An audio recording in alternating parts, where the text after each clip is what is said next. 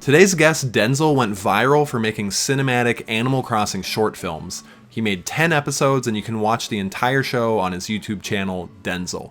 Unfortunately, due to technical difficulties, my camera shut off after about the first 10 minutes of this episode, so unfortunately there's only going to be video of me for the first few minutes, and then after that I'm going to switch to like an animated avatar of myself or something, and this will wind up being mostly audio. Denzel also does not do face cam, and so he has his animated character, which was going to be talking anyways, but now I'm also going to be animated, and this will just be mostly an audio experience episode. However, I will be showing clips of his films throughout the podcast so that you can have visual reference of what we're talking about. So yeah, just thanks for watching and hope you enjoy this episode.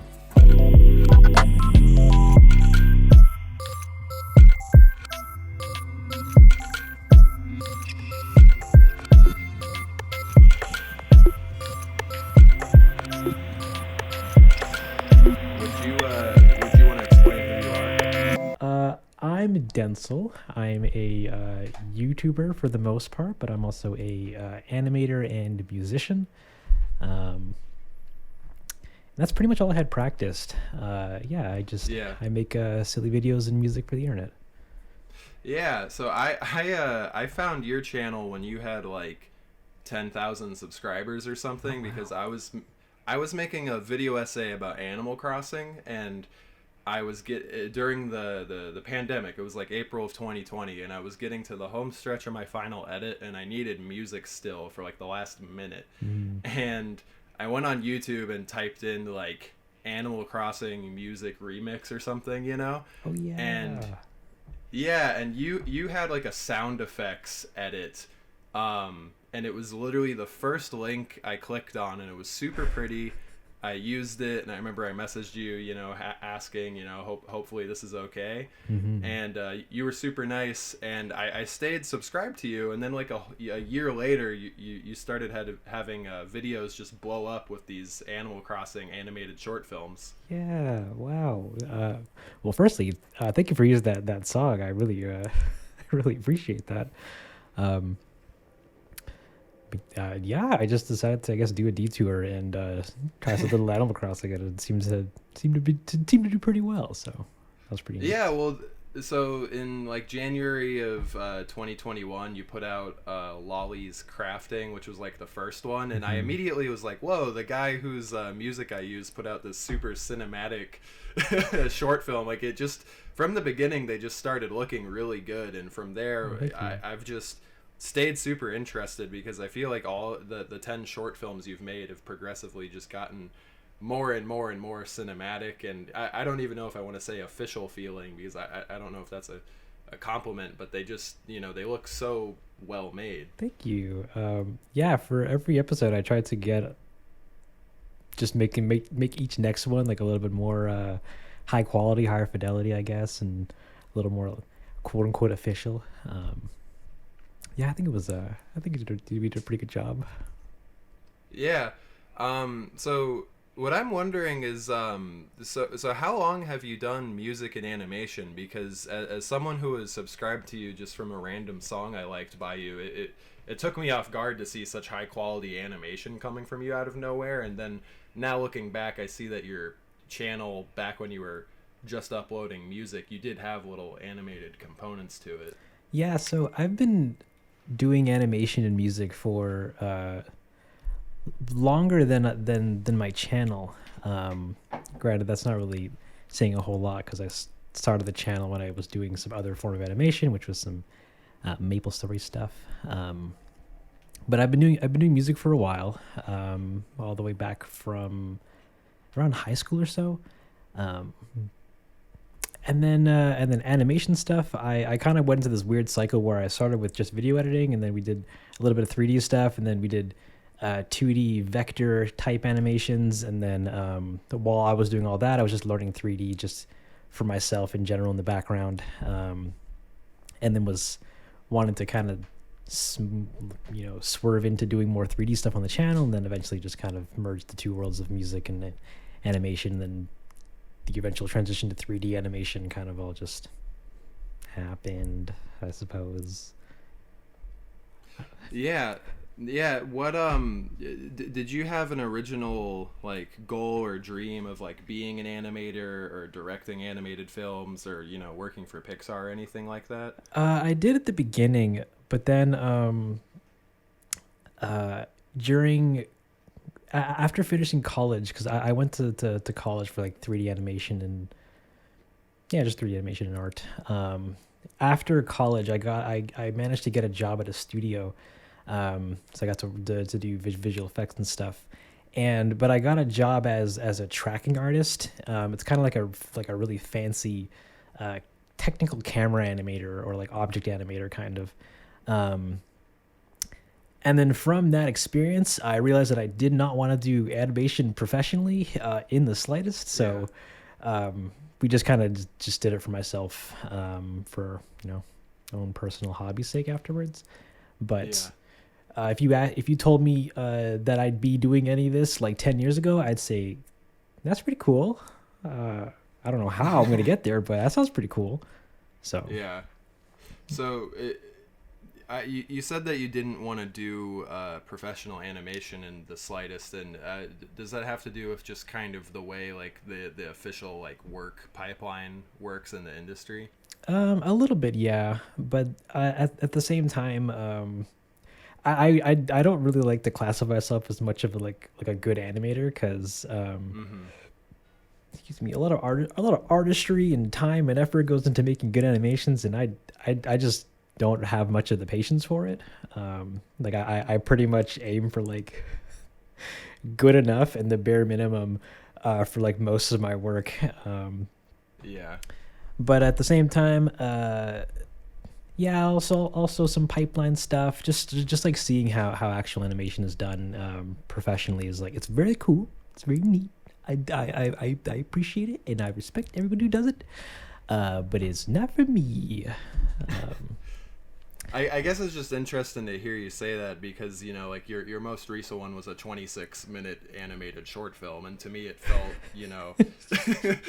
like you are doing a lot of that work yourself. Do you feel like you're kind of getting away with not doing the parts you don't like by limiting the character animation, but then like using camera movement and other dynamic things to do storytelling? Yeah, absolutely. One of the things that I never really like to like outwardly say, but will always kind of point out from time to time is like, I'll never really animate characters walking, like picking things up and like moving around frame and whatnot, because I'm like, that's work. I don't want to do any of that. We'll just cut the camera to a reaction shot and then cut back, and they're suddenly over there, and then.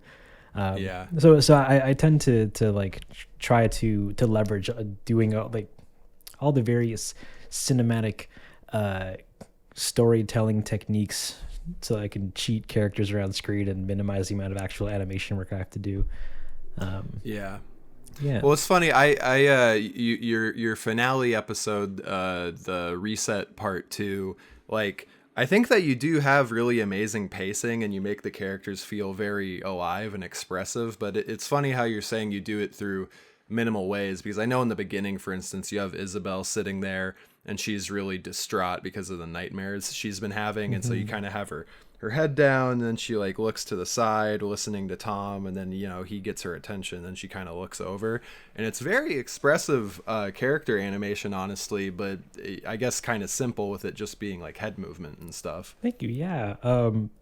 I'll like anything waist up. I'm totally down for animating because it's like it's just waist up animation. You don't gotta worry about moving and footsteps and weight shifting and all that stuff. So that kind of stuff I'm always like really into because I do like the actual act of like, I don't know, trying to capture an emotion through body language and then by extension through face. So yeah, but it's always a mixed bag. Like some things that I enjoy animating, and some things I think are hard end up being easy, and something that I think are easy end up being hard. And and it's always a mixed bag. So yeah, and so you put out the first one of these in January of 21, and now it's 2 years later, and you've completed 10, and they've gotten progressively longer and more elaborate as you've gone. Oh my God. Yeah, maybe you didn't realize that. I guess. Sorry for pointing it out. But how's the experience been for you? Because like I said, I found your channel at like 10,000 subscribers even a year before all of that. And it looks like when you went from the first to the second to the third, it's like your channel was probably doubling and tripling because, you know, all these films wound up getting like 1 million views, you know, and it seems like you really captured a audience. So how's the experience been for you just from the reception to the making it? It's been pretty wild. Yeah, it's just been a whole slew of like ups and downs. Like I'm really excited that, or it makes me really excited and proud to see that like so many people are like watching the stuff. But then like then I'll go out of my way and be like, oh yeah, let's post it to TikTok myself, and it'll get like no views and like no one will see it, and someone else will post it like an edit and that'll like explode and go off somewhere. So like the whole recognition aspect of it has been a very wild ride, but it's so breathtaking seeing the amount of reception and excitement that people have for the series. Like I never thought would never thought I'd get to the end of it. But there were just droves of people that seem to want to keep seeing it going. So yeah, it's been crazy. It's been absolutely crazy. Super motivating because it makes for wanting to make every next one even better and more exciting. Which was why the last one was I don't know, the 26 minutes or whatever, because I'm like, wow, I've got to get everything in so that everybody, you know, gets what they want out of it. Yeah. So it's so the recognition and the fanfare and all that fun stuff has been a huge motivator to like keep me going, keep the series going, keep the quality slowly incrementally rising. But also like it's a lot of pressure too, because then you got to like satiate this crowd of hundreds of thousands of people, and I'm like, on one hand it's like I know they're here for whatever artistic vision I have, but at the same time like I hope I don't disappoint them with something that I think is kind of fun and quirky that ends up not being taken well. But yeah.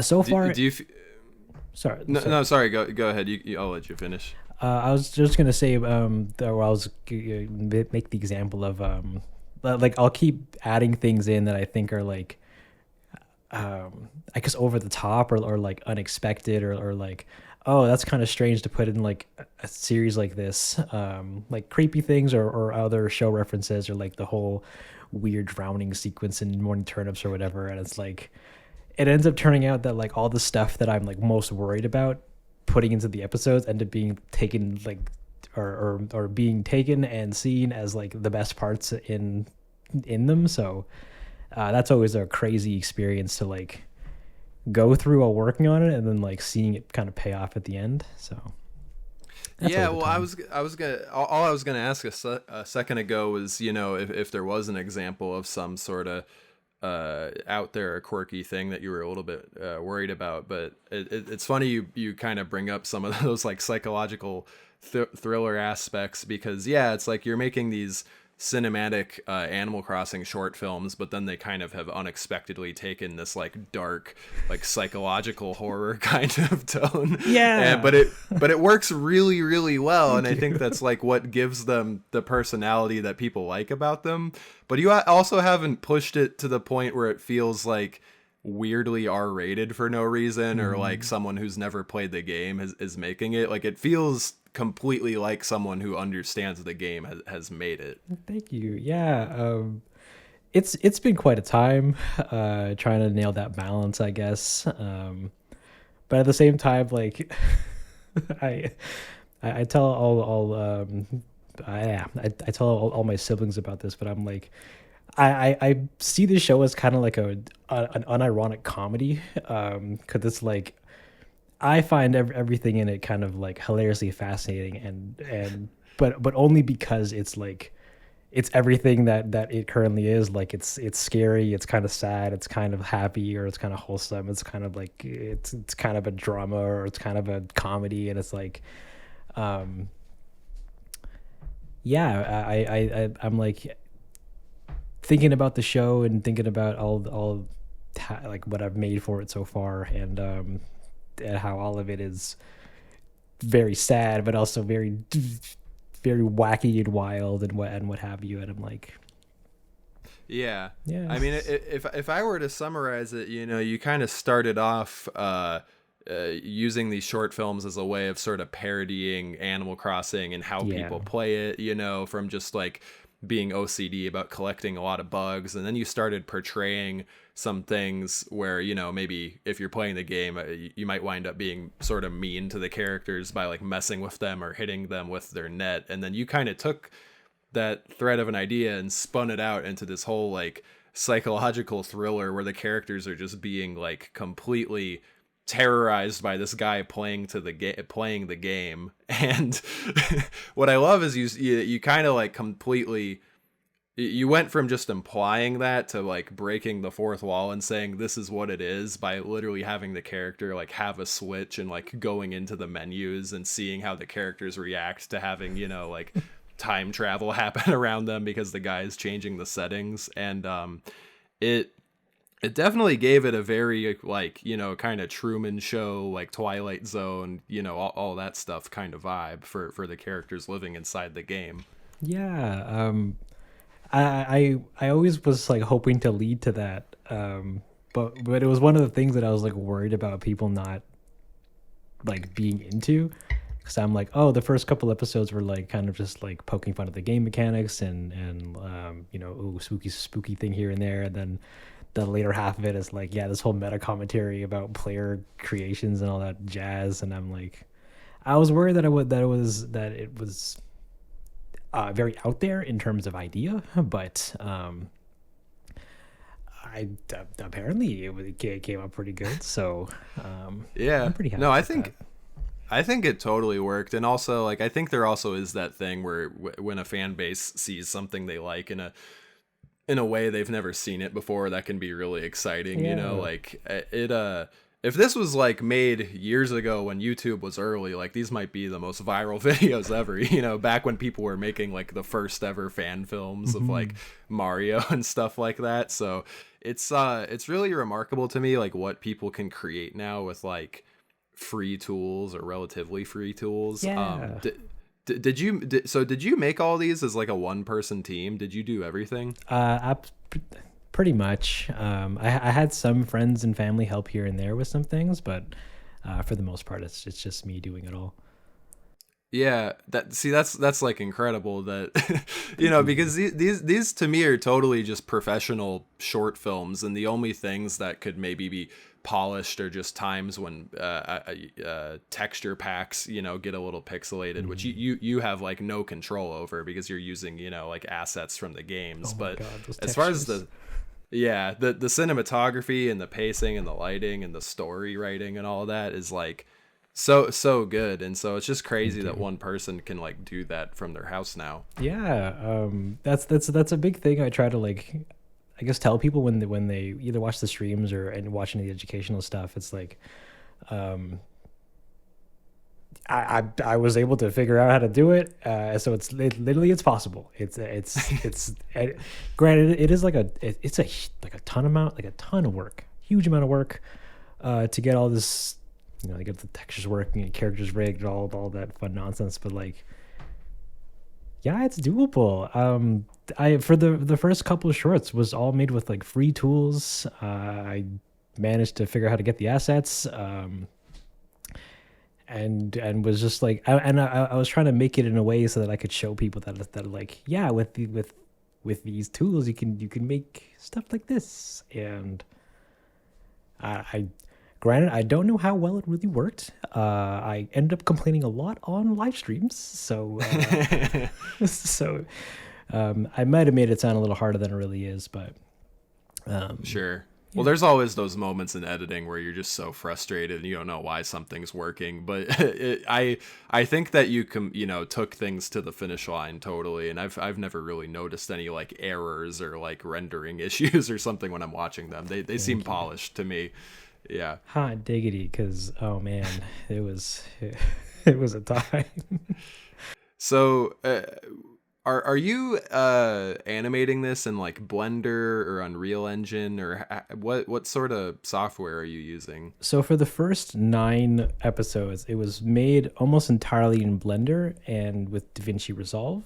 So Blender was used for the whole shebang of like modeling, rigging, animating, lighting, rendering, and that's it. And then Resolve was used for editing and some compositing stuff. And then we'd use like After Effects and Affinity Designer here and there for like any 2D stuff. And then, but while we were working on that, we were kind of kept running into like Blender limitations. So then one day, during the end of the 9th episode, yeah, and the ramping up the production of the last episode, I was like, oh no, I have to make this crucially important decision of either doing it all in Blender or doing it in Unreal, or any other game engine. But I was interested in Unreal, so Unreal was the hot ticket at the time, and that was a pretty rough uphill battle. But if I didn't do the switch and just kind of kept with Blender, then that last episode would have been significantly different. So yeah, we used Blender for most of it, and then in the last episode we just used Blender to animate, to prepare characters, to prepare rigs and assets, and then animate all the characters, and then all the rendering and sets and set building and actual construction of shots, and the end result was all done in Unreal, and then edited in DaVinci Resolve. When you were doing all the sets and things like that in Unreal Engine, what sort of limitations were opened for you by using a new program? Was it because it just could handle more processing, and because you were doing more elaborate things, or did it just have features that Blender doesn't have? Yeah, pretty much all of those things. Like the biggest tools that kept me inside of Unreal, even during all the ups and downs of learning it, was character physics. So it was the system that I could set up for all the characters, where I could make their ears and tails and various bits and bobs of their clothing kind of just like procedurally animate and flop around while they animate. So that would end up cutting out like a huge amount of animation time, because now I don't have to animate Isabel's ears flopping for 26 minutes. Also, in Unreal Engine 5, they had this thing called Nanite, which is like this big virtualization geo nonsense thing. It makes so they can add a bunch of assets, and it'll still run pretty performantly okay. And so I'm like, oh shoot, I can use it for my trees, because there's this big problem that I had in Blender where I couldn't make like big forest sets that I could reuse for various outdoor shots. I'd have to make the forest for like every single shot individually. Oh wow. Yeah, it was pretty rough. And it was because of some, or I was using this one add-on to generate most of the forest stuff faster than just me doing it by hand.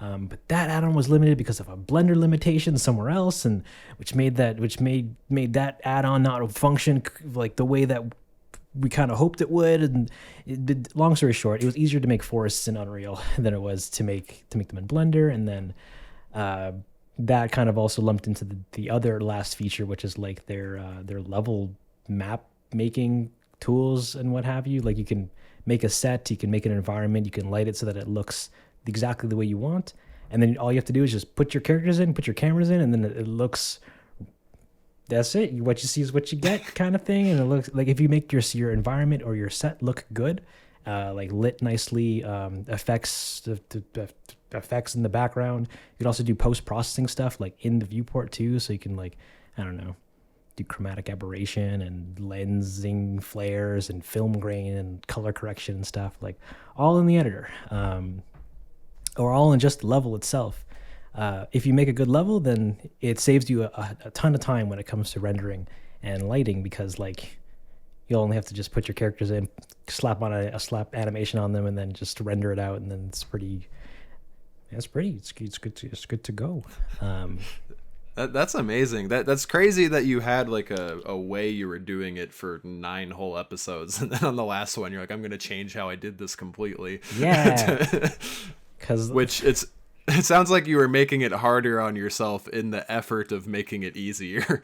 it was going that way both directions. Like to keep using Blender, I had to keep using more add-ons because I'm like, shoot, there's just a bunch of stuff that I wish Blender could do that it just kind of can't. And then that was causing a ton of problems when it came to like the last couple steps of like rendering and compositing and editing and stuff. But then it's like, or I could use Unreal, which is going to take me 3 months to just learn how to open. And that was also that was a huge time of problems and nightmares and what have you. And it's would I say it was a good choice? Well, I think so. Well, it turned out really good. And yeah, I'd love to talk to you about just like your cinematography and kind of the attention to detail and stuff. Because it's really good. So for one thing, the lighting, your film In Boxes starts with like an amazing sunset, you know, where the plane goes by and it's sunset and the villagers waving and all the trees are going. So, Thank you. yeah, like I guess like from the beginning, it seems like you had this vision of just making everything like look a lot more cinematic and detailed than like how the game actually looks. So did that kind of come at the end, or did you go in with the intention of just making everything look, you know, super moody? It was kind of a weird decision to make because in the early stages of the show, I tried to make the point of like make it look as much as Animal Crossing as possible, like to the point where I was even contemplating doing like the world curvature kind of detail, and like I was studying the game to see how it renders all of its stuff so I could like make it look nice. But then one day I was just like, wait a minute, we're working in like a render engine and what have you. Like, I'm working in 3D. I can literally do whatever I want. I could change anything. So I'm like, we're gonna make stuff pretty. And then yeah, I just decided to go down like the make everything as pretty, but also kind of still look like Animal Crossing as possible. Yeah. So then I started getting kind of more crazy with like how the forests work and how the camera moves through scenes and environments and stuff. And then also just there's this philosophy that I kind of kept in mind, which is like every frame needs to look like a wallpaper. So every shot we would just sit down and meticulously kind of like, I don't know, plan out the best way to make something look as nice as it can in this one specific shot, so that if somebody so happens to take a screenshot, it'll look okay. Yeah. And that's kind of what's what I go through for all the stuff. That's funny. You know, I've always heard the term, you know, like every frame a painting, but every shot a wallpaper also kind of is the same idea. Yeah, I think that's cool that you had a goal of just making like every shot look really, really nice. Just because like, I don't know, holding yourself to a certain like standard of quality, you know, it really came through just with the piece looking really amazing. And I think it's awesome that you wanted it to turn out so well. With the camera shots you did too, like you got really unique. Like I remember in The Collector, you have this shot where it's like the POV of the fossil being dug up, and you have really cool stuff on the lens. And when it goes in the bag, they start glowing as if they're being selected by the game, you know, and stuff like that was just awesome. Yeah, I always tried to figure out ways to where I could like, I guess, recontextualize or revisualize like game mechanics and stuff in the medium. Though that particular shot of the whole FO or POV of the fossil was inspired by the movie Lord of War, I think it's called. Yeah, with the whole introduction of like the history or the journey of a bullet or what nonsense. Yeah, so a lot of my stuff is both inspired by film and TV shows, but also just trying to find ways to like, I guess, yeah, just make game mechanics see what the game mechanics would look like if you were actually in the game with it, um, and that drives a lot of inspiration and results too. Yeah, that's it. I was wondering if you watched a lot of film and television, just because I thought like a lot of the angles you're doing and kind of the pacing and movement of them are just super expertly done. So I was wondering if you were like a huge film guy, and like you were just and if you just kind of had this skill. But it's interesting to hear too that the game mechanics specifically like give you inspiration of how you'd want to see something. Yeah, it's a bit of both. Like I take a lot of inspiration. Like I watch a lot of movies and shows and stuff, so I take a lot of inspiration from the various things. I had another word other than things, but we didn't say. We only said things. Um, Yeah. yeah, I take a lot of inspiration from the things that I watch, and but also yeah, just in terms of just recontextualizing just current ideas is also a big thing that I try to do. What's a good example? I guess like the banner in the banner in the sky that comes up every now and again. In Morning Turnips, I was while I was writing it out, I'm like, yeah, so we have the banner just kind of in the sky, and we just kind of see it or something. And then when I was actually figuring it out, I'm like, oh, it'd be pretty neat if like we were from the ground and we kind of zoom all the way up to the banner, and then we'd see it change because the text is facing the camera. So yeah, it's wow. Me Yeah. explaining that sounds really terrible, but No, it's okay. I'll put a visual of what you're talking about next to it as well. thank you. You're making sense to me. No, I love stuff like that too. I remember as a kid when that live action Flintstones movie came out, they did a similar thing where the universal letters like went over the earth and they saw them from the ground Yeah, level. that kind of stuff is always hilarious to me. So we try to incorporate as much of that as we can. Yeah, it's funny because I felt like you had like very good like live action esque cinematography movement that could feel like uh, it could feel almost like Breaking Badish, but then you have like cartoon logic with the way that things move and unexpected things happen, like the character like breaking his own dialogue box, and I love the pairing of those two things. Thank you. Um, yeah, like that's funny you mentioned that actually, because it's something that I also kind of worry about from time to time, where it's like the visual language of the various shorts kind of like change, not just on like a short by short basis, but on like a shot by shot basis. Like sometimes we'll do like realistic handheld movement stuff, and sometimes we'll do like lock offs with regular pans, and I'm like, I feel like most directors just kind of like pick a style and like just kind of do one, but I'm like, oh yeah, I want to do this and do this shot and like do this shot or like reference this shot and like and what have you. So Yeah. I don't know. I think that's just Well, a fun thing to do though. I think no, I mean I think it feels cohesive. I know that there are some directors like Wes Anderson where they Mhm. have like the most established style of everyone and he doesn't really stray from it ever. But Yeah.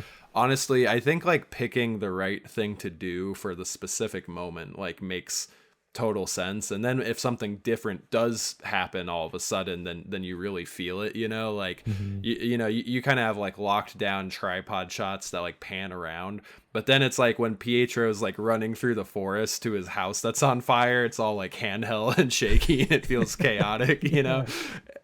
and I think the sudden difference like works really well. Thank you.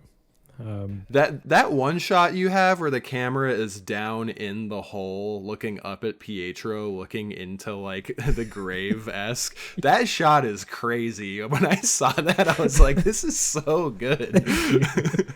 yeah, it's I wanted to do that shot specifically because I'm like, yeah, we're gonna have the house get deleted, and I wanted to look into the void and then have, and have it look up. And that's the thing, like it's existential horror because he's like, wow, what's down there? But like it's funny because it's Pietro looking into the abyss. That's the thing is like you never really had the show like winking at you and being ironic or whatever. Like you took it and the stakes like fully seriously, you know, and I think that's why it feels so good and dramatic. But it's also really funny because it's an Animal Crossing sheep dressed up like a clown. Yeah. It's like, why is this happening to him? So yeah, that's always it's always a point that we try to hit. We got to make it unironically terrifying so that it's as funny as it can be. You keep saying we. Do you mean like okay, like you, right? What I have this habit of referring to myself as we. I do the same thing because my channel is like kind of just me, but sometimes when I respond to YouTube comments, I'll say, "Yeah, we worked really hard on this one." Yeah, it just sounds nicer than like saying just me. So. Yeah. No, sorry, I didn't mean to call you out. No, I was just, you know, good. I guess just if anything, it is just so impressive to me that this is you doing everything, you know, because I do a lot of projects by myself as well, and then sometimes I'm just like, man, this would be a lot easier if there was someone else. Oh my god, absolutely. I've wanted to hire people, but I just can't afford it. So I have to exactly. Yeah. Yeah. Do you have a day job as well? You know, are you like working full time in between animating like full films? I'm currently full timing YouTube at the moment. We decided to take the plunge sometime mid last year. That's amazing. Yeah, thank you. And so far it's going pretty okay. So we have all the time in the world to make as many ha-has as we can. Sweet. Yeah, and gosh, with the cinematography as well, like the storytelling and like pacing is like so good. That's like what really struck me, you know. I think with a lot of modern, you know, younger editors, people have this tendency to make stuff like really fast and not hold on shots too long and like always be going to the next cut. But you when your episodes start, they are kind of like slow in a good way, the way I think like a TV show would feel, you know?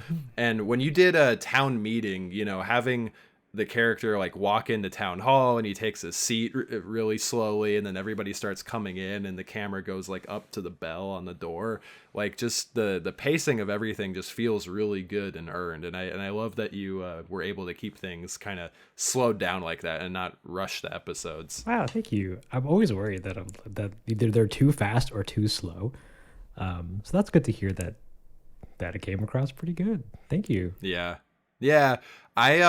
it's funny. I'll do motion graphics and After Effects sometimes. I've still only started learning Blender recently, but it's really annoying because sometimes you'll work forever on something in After Effects and it's hard to even have playback because of the rendering. And then once you finally do it, you realize it was like way too fast. So now you got to like take all the keyframes and like stretch them further apart from each other and then shift the layers down further from each other to like, you know, it's not necessarily easy to take an animation and then just make everything take longer. You know, you kind of have to do it like manually, like one slider at a time. Yeah, there was that was actually a huge gripe while I was trying to learn how to use Unreal, because in the last episode there were various sequences that I'm like, oh, this kind of feels a little bit too fast, but it's like, but to fix it is this big Pandora's box of nightmares to like highlighting and moving and breaking and tweaking and sliding, and I'm like, we'll just say it's too fast and move on. Yeah, sometimes you're just like, all right, I guess that's the speed it is. Yeah, so it's. And then another thing you did that's interesting is like with the materials, like for instance, you have the grass to where there's actually individual blades of grass that are all like moving in the wind, and same goes for the leaves on the trees. Was that pretty difficult in the beginning, or is that something you were able to just kind of get down and then recycle as you kept working? Oh my god, the grass and the trees, dude. Specifically the grass was the bane of my existence the entire series. It looks slightly different in every single episode because I'm always trying to like make the grass look more reactive and like more natural and better. Like in Morning Turnips, it looks like little tentacles kind of coming out of the ground, and like in Great Pietro and Lola's Crafting, it's just like triangle cards. In the last episode, yeah, it's actually a nice, beautiful, dynamic, flowing field, but I couldn't figure out the wind system well enough to like make it look even nicer, so it's just kind of like warbling around. And the same thing kind of was with the trees, where Oh man, okay. Actually, this is a bit of a story, so I apologize, but No, it's good. Yeah. we have the tree model. It's a beautiful tree model and edited slightly so that it has a back because the actual model from the game doesn't have a back. And I wanted to animate it in a way so that I could just kind of like put it in the scene and like if I just hit play and the leaves just kind of animate themselves all procedurally and all that fun stuff. And we get one master tree and I'm like, cool. Now let me like instance this around like 100 million times in the background to, make a nice dynamic looking forest. And it's like, cool. But like, once you start adding more than like 10 trees, Blender starts to like really chug because it's all this, proceduralism and geometry and movement and all that fun stuff. And then pair that with that add-on that I was using to like try to make forests. And it's like, it's ref. On top of that, every single episode I kept like trying to like make the leaves look nicer and more, but also like more in line with the game. Cause like I can make them look green, but not Animal Crossing green. Literally a detail that didn't really matter and no one would have noticed it anyways, but I'm like, hey, we did go to tree green.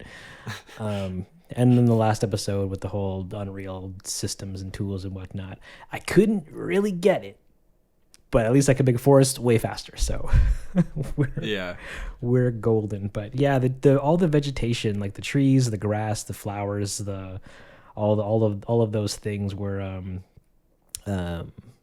they're all stuff that I would spend a lot of time and resources like trying to like get looking nice, because once they look nice, then like it helps the whole frame kind of like feel more alive.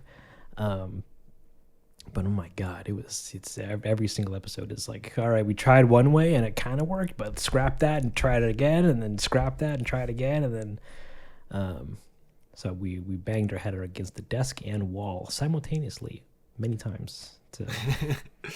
Well, yeah, it's funny though, because like you did kind of come out the gates with these looking really good and having these elements, and I feel like a lot of creators maybe like there would be no grass in episode 1, and then by the time they get to 5 it's like, oh, this guy had added grass. So it sounds like you were always trying to improve it, but these things were always there from the beginning. So yeah. I think that added to the feeling of excitement I got when you started making these, because you were just like a channel I was subscribed to because I liked a song one time like a year prior. So when these started showing up, I was like, what's going on? This guy's been working on something like incredible.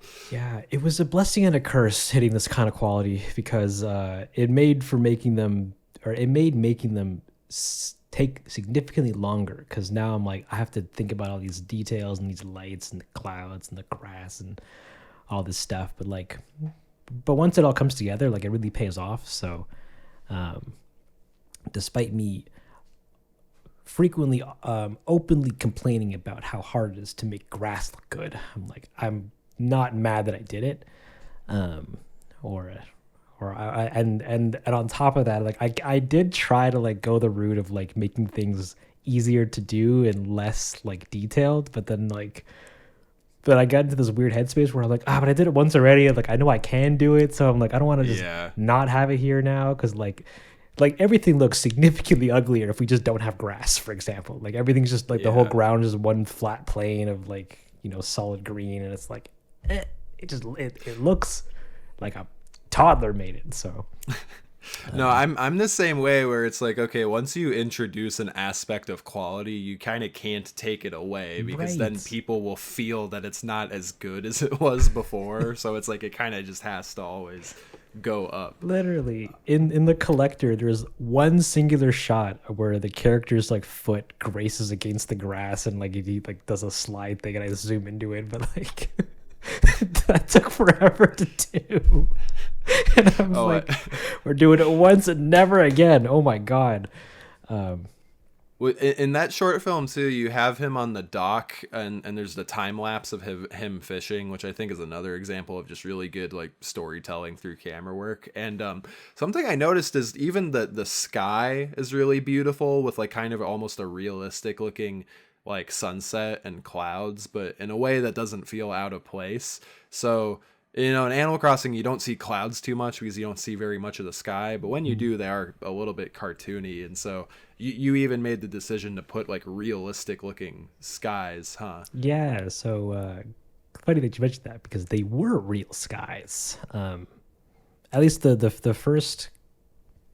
Oh wait, no, the first two were at night, and then in boxes was during an overcast. Yeah. And then morning turnips. Oh my god! So for morning turnips, actually, I had to manually put clouds in the sky because I didn't know how to do actual volumetric clouds. That was a fun time, but they kept rendering weird. Like they would flicker in brightness, and that was a good time. In the collector, though, we went with a different lighting scenario because that shot or that whole like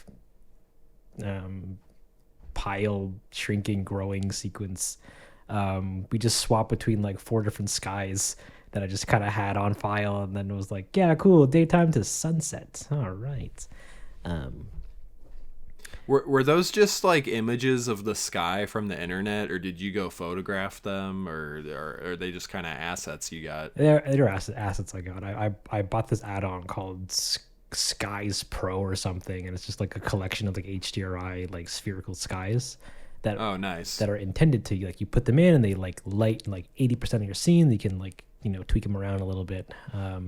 So like I bought that in hopes of like essentially minimizing my lighting work to just clicking one button and going, all right, that's pretty good, we'll just render that. And I think I only used it for that episode of the collector, and then maybe another one. That's funny. And then I moved on to another thing, because when Time Traveling Designer came along, I'm like, oh, I need a system that lets me do a day and night cycle. And to do that manually is to like you put a sun in, and then you have to like animate it spinning, but then you have to like animate the intensity of it, then you have to like animate all these other lights doing all like going from day to night rapidly fast, and I'm like, ugh, that's tough. Give me another plugin that can do that for me. And I bought another lighting plugin or lighting add-on that could do it. I could actually do a day and night cycle that I could just kind of animate in one go. But then that brought weird problems because it could do a bunch of other stuff that I'm like, oh, neat. Like, I don't know, distant fogging of the background elements and stuff. That's something I wanted to do, and it did it. And then it kind of was like breaking other things to do that effect, and I'm like, oh, that. So how long was it taking you to make these? Because I know with the first few, they came out a few months apart, which I guess implies that maybe the second or third one took like a month or 2 months, but this most recent one was 26 minutes, so I think that probably took a lot longer. So are you spending an average of like multiple months per episode? Yeah, pretty much. Yeah, they all got longer to produce as time went on, mainly because of ambition and that whole trying to maintain quality kind of dilemma. But particularly the last episode was mainly both because of its length, but also because of just the fact that I was learning a new tool. I lost like 3 months of time just trying to figure out how to like import animation into Unreal, because like every tutorial online just like wasn't really working and like wasn't a good solution for what I needed. So it could have came out sooner if I knew what I was doing. But yeah. And so I noticed too that like in the summer of 2021, when you started to get a bunch of traction, you had announced that even though you were getting all of this excitement and audience, that you're not an Animal Crossing channel, but you're rather a animation and music channel, and you had kind of laid out that there was going to be 5 more episodes and then that would be it. Mm-hmm. And so you wound up living to that. You did make exactly 5 more, and there's 10 episodes. And I'm curious, did you have the whole story written out like 2 years ago, or were you kind of coming up with the story as you went episode to episode? So pretty early on, I figured out what kind of arc I wanted to do, but I wasn't super duper sure of like the exact details. In the first kind of like little window when I did all this crafting and Great Pietro, I wrote out like a bunch of like little scripts. One of them being crafting in boxes and morning turnips, and then a couple kind of like side small stories, because the series was intended to be like just really short clips, like less than 60-second long little clips. Oh, that's funny. Yeah, right. Wait, you went from having like so you were just gonna do like little like bits, like a 40-second like bit, and then it turned into like a half hour. Literally, like like so short it could be a TikTok kind of short. And then I did the one, and it just went. And then I'm like, oh shoot, I gotta quickly make a second one. And then we whipped out Pietro, and then that did pretty well. And then from the reception of those two, I was like, okay, cool. I'll just make a series then. And then took the stories that I had already written and then kind of started kind of plotting them out on like a timeline, and then roughing out some other episodes that I think would be fun to do. So for like the whole general arc was kind of already planned, or always planned, but the exact episodes and what would happen in each one was kind of just made up as I went. Okay. Yeah, and then I thought it was cool that you made that announcement early in, that you kind of had a plan that you were going to accomplish, because like, I don't know, a lot of people see that one thing was successful on their channel and then they're like, okay, I'm just going to do this forever to retain my audience. And so for you to come in to say like, hey, this is actually just season 1 of a show that is going to have an ending, and once it ends I'm going to start making other stuff. I thought that was really cool for you to even put that out there. Wow, thank you. Yeah, that's always terrifying to kind of like tell to your audience, because like I had gone from 10,000 subscribers, and most of those 10,000 were just there over the course of the life of the channel for other reasons, and we'd gone from that to like almost 300,000. So I'm in this mind space where I'm like, I think everybody's here for Animal Crossing. But I need you guys to know that I'm like, that like this style of work is just what my channel does, but we're not an Animal Crossing channel. So, yeah, just be wary. This is we're gonna switch at some point. And that fills me with a lot of dread, because it's like I'm worried that I'll swap to another content or do something else, and everyone will be like, "Wow, that's different," and then like leave.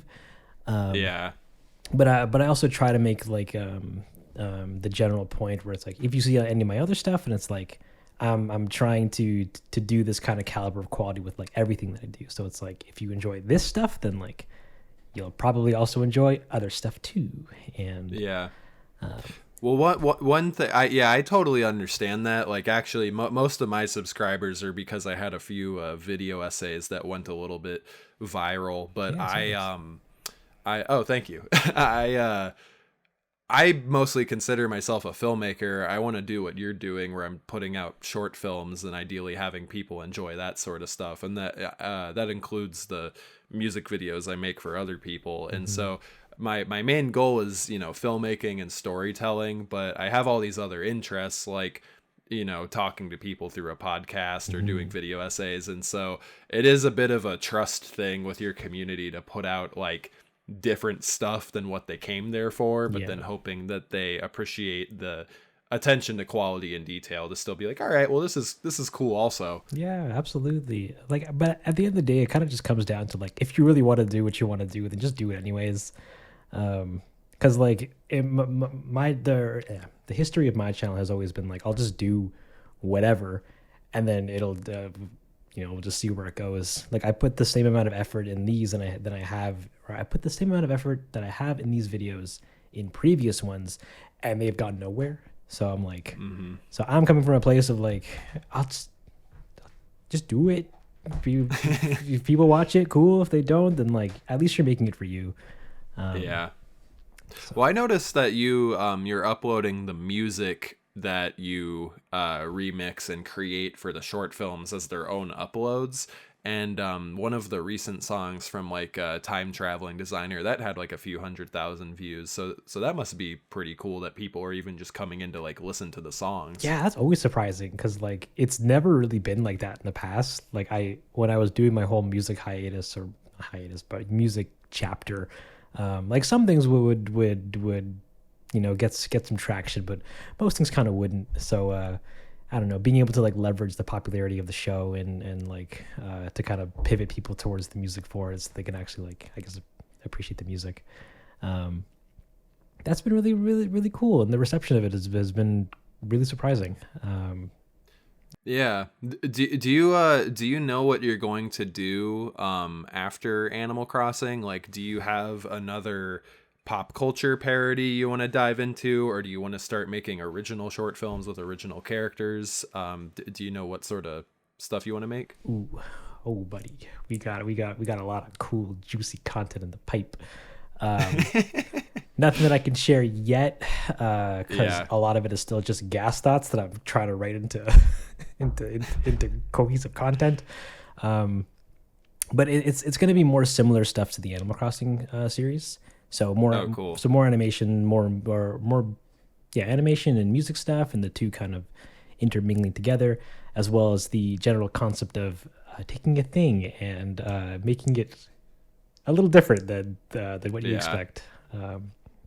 You're gonna make the real Mario movie without Chris Pratt. Oh, baby, you know it.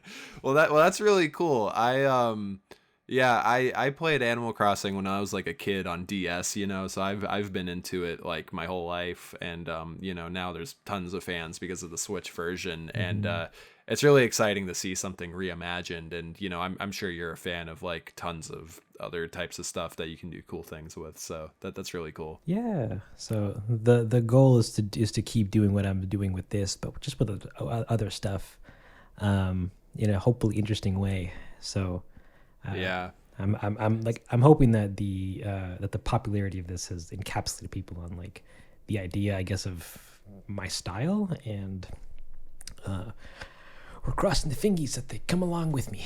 So yeah. So something I was wondering too is, obviously you have the predicament of making stuff with like characters and intellectual property you don't have the rights to, but it's like, I know Nintendo cracks down on people like streaming their games on Twitch, which is really stupid. I don't know that they're necessarily like taking down fan films, so I don't think you have a huge worry of that. But I was wondering, like, there's short film platforms like Short of the Week where people can, it hosts like the internet's best short films from like YouTube and Vimeo, and people can pay to submit to there. And it's like, I wonder if short film platforms like that website, for instance, would realize that yours was good enough to be on their site, or if they would have like a policy of like, oh, well, this is fan art and we don't take that sort of thing. I have no idea. I wonder that all the time, because I'm like,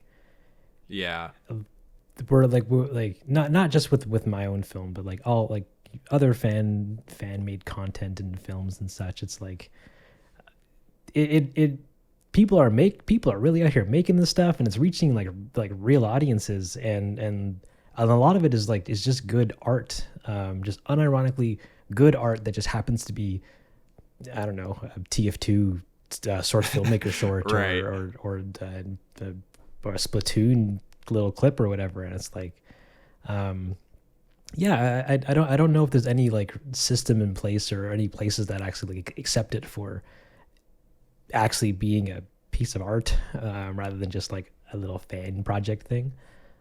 It's interesting because like Short of the Week, for instance, they host really, really good stuff, and I think that they wind up having a lot of animation and documentary because those are just like two independent mediums that they love to see from people. And I was like, this is totally good enough to be on there and get recognition from like the film community. But I feel like maybe the only thing that would stop it is having it be fan made.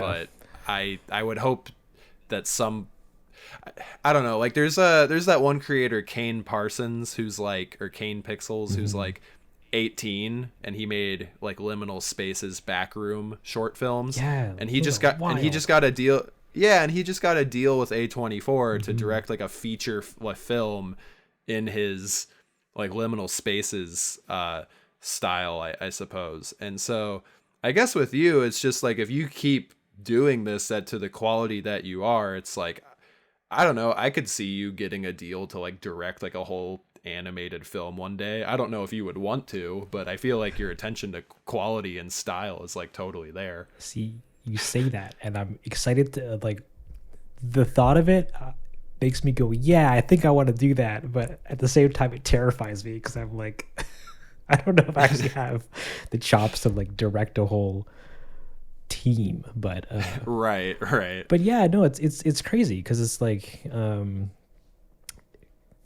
people are making amazing content, and they're, I don't know, going off and doing something else with it, and I wish everything got the recognition that Kate Pixel's background got. It's so exciting to see stories like that. And yeah, it's funny because, well, it's like with you, like you're doing all of the manual labor of doing the lighting and the music and the animating, like you're doing everything, which is so much work. But then yeah, it does call into question like, hey, if I was just the director dealing with the bureaucracy of working with like an official company and a team of tons and tons of people, like would that take the joy away from it? Would it be harder actually, and it's hard to know. But then here's the flip side of it, because then you get movies like Puss in Boots: The Last Wish, which is a masterpiece. Like I'm watching this movie going, I could never make this by myself. Right. And if you had a team of people who understood the vision. Yeah. So I'm like, there's give and take. Yeah. That's the thing is like with artists, I always want to see artists like reach their full potential. Like when there's actors who, like Aaron Paul from Breaking Bad, I'm like, why is he not one of our biggest movie stars right now? Like he's clearly amazing, And so there's just tons of instances where I just want to see people go even further. And that's what's interesting about people making amazing work on YouTube is some people enjoy the medium of YouTube maybe more than Hollywood, so they just want to stay here. But it's questionable about, then like making a living from doing that. It's definitely a rough battle, because if you're working on just YouTube alone, then you're at the mercy of just YouTube alone, and with the whole policy changes and the general uncertainty of the landscape of the algorithm. It can make for doing this kind of stuff hard, but at the same time, it's like, if you manage to get in there and get your stuff going, like you can still reach like the same kind of like masses as like an actual like full-fledged $1 gajillion movie or whatever. So it's like there's buco potential over here. It's just a matter of putting in the work in, I guess, to like sift through it all. Yeah, it always makes me wonder, like, when I'll, maybe bump into somebody in the real world who's seen, like, the same YouTube videos as me, because, like, with your films, for instance, if they're getting, like, 2 or 3 million views, like, that's a lot of people out there who have seen your show. So I'm like, oh, when am I going to bump into someone who's like, oh, I've seen the Denzel show. It's so good. Oh my God. I'm waiting for the day that happens. It would be the most awkward power trip I'd ever experienced. And hide in a hole the rest of my life. But you're like, that was me in my room for 3 months. Literally, I was a sweaty man trying to hovering over a hot keyboard, getting this video out. So one thing I really love that you've been doing too on your second channel, you've been putting out like the full animation process where like you can watch the short film and in the bottom corner is the final product, but then in the other corners you have the storyboard, the animation, and then like additional rendering. And I think it's so cool that you're being so transparent, like showing like the whole process of the making of these things. Yeah, thank you. Yeah, I'm like, I've always been a big fan of like seeing animation work and like seeing this type of medium in art. Like broken down into its steps and showing the different behind the scenes, kind of like bits and bobs and things in its various stages. So I'm like, well, I thought for my thing that I would do the same because I have all the parts and I can sync it all together. And if I find it cool, then I'm sure somebody else might. So, we go through the lengths of putting it up there and hopes that it's educational and entertaining to somebody out there. Yeah, I've always wanted to have like cool behind the scenes content of like the art that I make, and by the time I wind up finishing my film or whatever, I'm like, now I don't know if I have the energy to make like all this supplemental material. So Yeah. I want to be better about documenting stuff just as I'm making it, so I don't have to generate a whole new thing once I'm done with the process. But I haven't quite figured that out yet. It's even rough. Like I would work on the whole thing, and like while editing the episode, I would try to edit also like the storyboard and animation and blocking bits as well, so that they were all kind of in sync. And by the time I actually have to get to like finalizing it, like most of the work's done. But then like at some point in production, I'll just go, yeah, we'll just do it later, and then be left with having to like sync 4 different videos together over the course of like 3 days, and it's pain.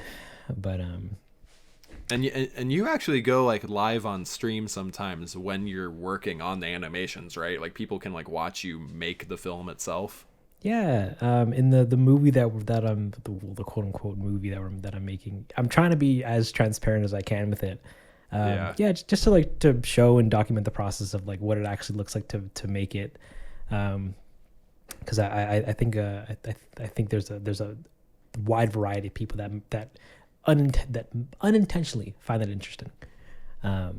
No, that's so cool, because there's not really much else like that. You can't, like with live action films, you have like the behind the scenes featurette and you get like a little bit, and then it's like obviously you can't just like beam into like Pixar and whatever they're making. So to literally, because like a lot of the times when independent creators are making really high quality work like what you're doing, I think that people who want to do it themselves, they hope for like a behind the scenes video where maybe they can like see the guy's effects settings and try to replicate it a little bit. But with you, like you can just watch the process and be like, oh, that's literally how he did it from beginning to end. Yeah, I like the idea of being able to like give back to everybody, because it's like everything that I know, I pretty much self-taught through YouTube and tutorials and Googling and stuff. So I'm like, everything I know is technically free. So like, I don't know, I want to also share as much of the knowledge that I've kind of been like amassing also for free, and like just kind of give it to everybody. Because like, yeah, I want everybody to know that they too can make a beautiful looking Blender Unreal animations. It's a little it's a little work, but it's doable because I can do it, and I am not that smart. So. And just like as a fan of cool stuff too, it's like you just want people also to be making cool stuff that you get to watch. I just want everybody to make cool looking things. Like there's so many people that like reach out and go, oh yeah, like I want to make like this short, this animation, or learn Blender, or do all this art stuff. And I'm like, do it, you can do it, I want to see it, please. So. Were you an artist like your whole life? Like were you a kid into music and cartoons or drawing and stuff like that? I was really into drawing for most of my youth, and then pretty much up until I started using a computer, and then it was all computers past that. I got into music sometime in high school, because I was making Roblox videos, and those were doing pretty okay, and I kept running into the problem of like song copyright coming up on and like flagging the videos or whatever. So I'm like, shoot, well I'll just make my own music, and it's gonna slap, and I can just put on my videos and do all that fun stuff. And I proceeded to start learning music, and never used anything for like 10 years, until one day I threw it up separately on YouTube. But yeah, for the most part, we've been pretty much into art since the day we were born. We literally came out of the womb holding a pen and paper and drawing the doctor. And is your family the same way? Yeah, I'd say for the most part, we're all pretty creative, or at least have dived down some sort of creative route. Yeah, we're all pretty similar in that vein. That's cool. I feel like a lot of time with artists, either they come from a creative or, creatively supportive family, which obviously helps a lot. And then sometimes you get the inverse where it's a really strict family and an artist is being rebellious by making all the cool stuff they're making. Yeah, no. Thankfully, my whole family's been pretty supportive with my artistic journey. So it's been really nice. It's been very nice. Yeah. That's awesome. I was skimming through one of your behind the scenes streams in like the Q&A section, and I saw someone ask you about your channel name. Is your channel name just you misspelled Denzel like Washington? Is that Yes, I was playing RuneScape back in the day, and I needed to make a new account, and I'm like, shoot, I need a killer ass nickname. And then I really like the name Denzel Washington, and then I misspelled it, and then just spelled it how it is today, and then kept rolling with it. Though that's so funny. I never even intended to like use it as the channel name. Like I made the channel.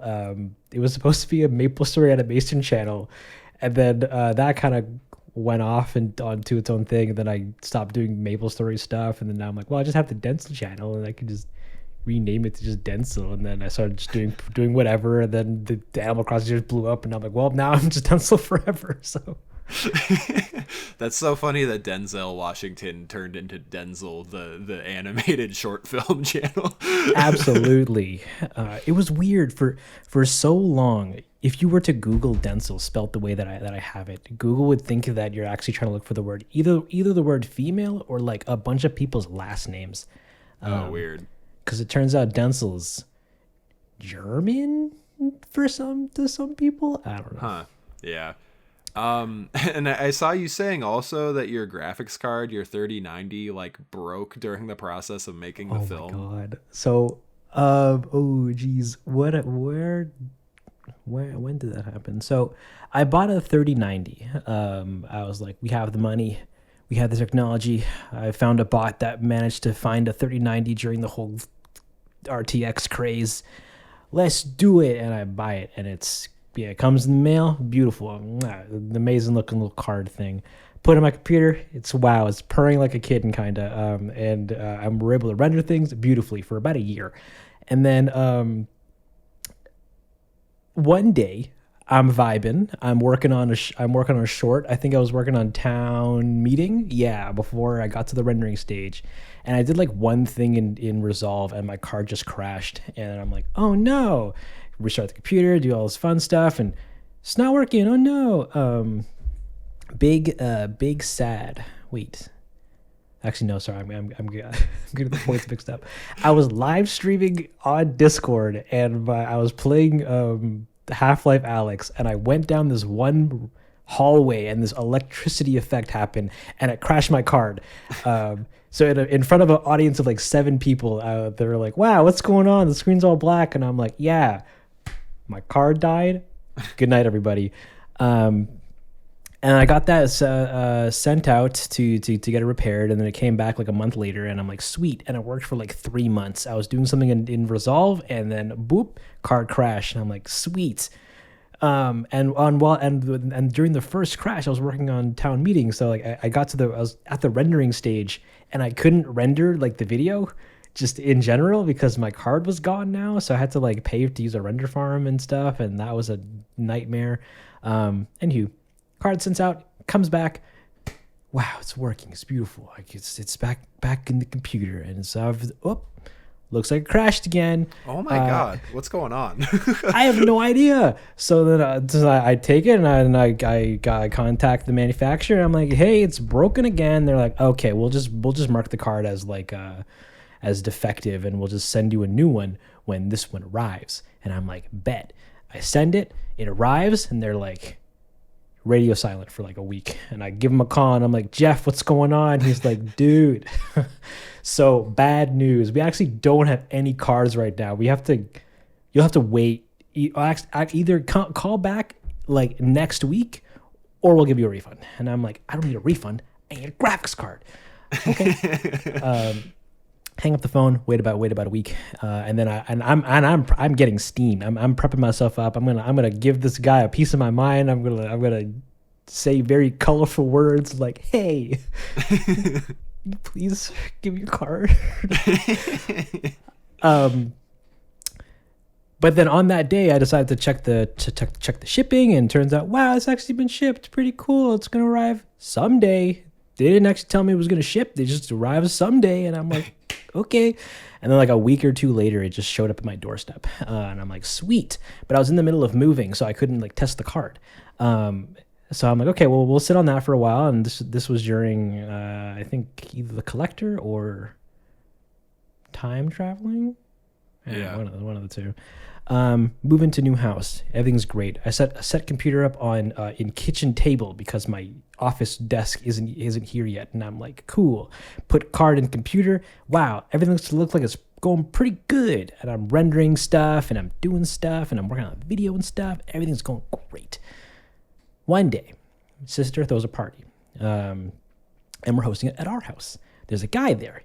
I set up like a little VR station, and I'm like, yeah, I can play Beat Saber and like Pistol Whip and all that other fun stuff. And like, everyone's like, yeah, woo, ba-da-ba-da. And this one guy's like, yo, do you got boxing by chance? And I'm like, I do, but on my computer. I'd have to like wirelessly screencaster or whatever to the headset. I'm like, are you willing to like wait and be a test dummy while I go and set this up? Because I didn't anticipate somebody asking boxing for this party. And he's like, yeah, cool, go do that. And I'm like, sweet. So I run upstairs, get the computer going, everything's working and doing all fine. Come back downstairs, and I have this like little TV set up with that is casting the computer monitor or whatever to it. And I start the game, and it's black. It's just a black screen. I can move the mouse around. I'm like, that's kind of weird. Let me go check the computer. And I go back upstairs, and it's crashed. The whole card is dead again. The fans are revving, and I'm like, okay, cool. This is like the fifth crash at this point, or like the fourth or the fifth. This is the third card that they sent me, and I'm like, oh no. So then I turn I restart my computer a couple times, and then on the third restart, the card actually like explodes, like a little capacitor, and it like just. And there's smoke and dust and fire and all that fun stuff. And I'm what like, the hell? So then I turn the computer off, I unplug everything, and I come back downstairs, and I put my hand on the shoulder of the guy, and I go, it's not your fault, but my computer kind of exploded while trying to get VR going for this. So unfortunately, just Beat Saber tonight, everybody. And there was a whole one person going, and then it was a time. And then right after that, I bought another card, and then got a refund for the other one, and then we've been cruising since. Thank God. Thank God. What's going on with your PC to where these graphics cards keep frying? This seems bad. I don't know. I bought a new power supply too because I'm not taking any chances. That's what I don't know very much about PCs at all. My friend kind of designed and built mine for me, but my only guess was like if your power supply is like bad or something like that. That's what I was guessing. But at the same time, it's like the card worked fine for a year and some change, and every other card that I've ever had on this computer has also been fine. The backup card that I have is like 2 generations older, and it's like that still runs to this day. Even the first graphics card that I ever bought also still works fine. So it's like, I don't know. All signs point to probably the power supply, so I bought a new one anyways. But gotcha. Yeah, that's crazy. Well, I'm glad the newest one is still working. That's kind of ridiculous. So far, knock on wood. Yeah, everything is smooth again. Yeah. And from that, I was able to finish the designer and reset, and then the last episode. So. Yeah, and those are the 3 like really epic like finale ones that have tons of crazy effects. You know, with like the people dissolving and the buildings and all the light tunnels and just tons of chaos. So literally, if my card crashed, I would have canceled the whole show, and and I would just say, you'll get it when it's finished in several months from now. Yeah. But and so now that you've finished the show, you're working on like a finale movie as kind of like an epilogue. Is that correct? It's a big like compilation film of all of these shorts in one, but edited in a way so that it's hopefully a little bit more fun to watch than just kind of watching it from beginning to end. So we're adding in some more shots and sequences and whatnot to kind of help with pacing and plot flow. Yeah, just to make it more of a better time. Okay. So Yeah. you're doing like your own anime theatrical release of season 1 of your show, basically. Yeah, like a little director's cut or whatever. It's my one last like victory lap like swing with the Animal Crossing series to like I guess leave it in like the best light that I can like put it in. So I was thinking about like remastering the first two, all this crafting at Great Pietro, so that they're more up to snuff with the other ones and stuff. And Gotcha. yeah, just one big dance around the park to make a nice watchable Animal Crossing movie. So That's really cool. And then you're adding just like a few additional shots and sequences just to kind of tie them together a little bit better. yeah, because as you know, we made up a good bit of stuff along the way and just kind of like rewrote earlier things into making sense later. So the first like couple shorts, so like they kind of connect, but not super clearly. So Sure. so yeah, we're fixing up all of that stuff to just make it a good time. Yeah. Well, listen, I think we can start to wrap up here, but thank you so much for talking with me. I've just been so impressed with the show, and I thought it was so cool because I just, I found a song that you had done that I thought was super good and fitting for one of my videos when you were a small channel and I had like 60 subscribers when I did that. You're growing, man. Good stuff. Good stuff. Thank you. Yeah, I made my first 2 video essays like kind of simultaneously, and the second one was about Animal Crossing, and I had like 60 subscribers, and I had used your song, and since then you've multiplied by like 30 or 40 or whatever the hell. So it's just been really exciting to see just kind of a random channel I found make like such like kind of my favorite stuff on YouTube. Like the quality is just so good. So thanks for just talking with me and explaining how you do everything. Yeah, no problem. I really appreciate you watching the stuff and being here and even offering me to do an interview. Thank you. Yeah, totally. I just want to talk with really good artists and filmmakers, and hopefully, if that gets, one additional person out there to go check some stuff out, that'd be cool. So your YouTube channel is Densle, and then you have a side channel with the behind the scenes stuff, and then you have your music on streaming as well, right? Yeah, you can find me for all that on all major streaming platforms, but also free downloads on the Bandcamp if you just go to densle.bandcamp.com. Hell yeah, that's awesome. And then do you have Patreon and stuff like that? We do. It's all just Densle, so you Hell yeah, can find all that stuff. All right, so just watch his stuff, give him your money, all those good things. Please, I need to pay rent so I can make more Animal Crossing videos. All right. Well, thank you so much for talking with me. This was really fun. Thank you for having me. I hope I wasn't too rambly with some of the answers. Oh, no, it's good. I mean, I think this episode is one of the ones where it's a little bit more dense with like nerdy tech talk, but for the people who are into that sort of thing, I think the information is really valuable.